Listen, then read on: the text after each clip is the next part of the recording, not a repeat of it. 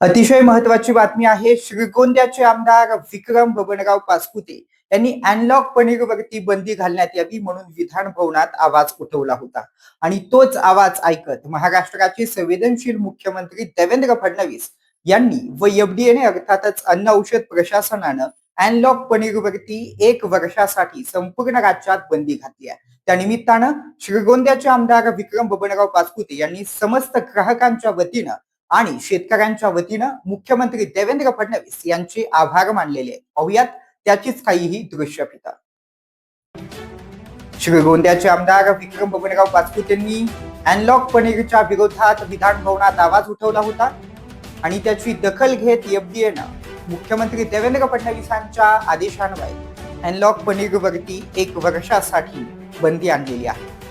त्यानिमित्तानं विक्रम बबनराव पाचपुतेंनी देवेंद्र फडणवीसांचे आभार मानले. त्यांना बुके देऊन त्यांनी फडणवीसांचे आभार मानल्याचं आपल्याला संबंधित दृश्यांच्या माध्यमातून पाहायला मिळत आहे.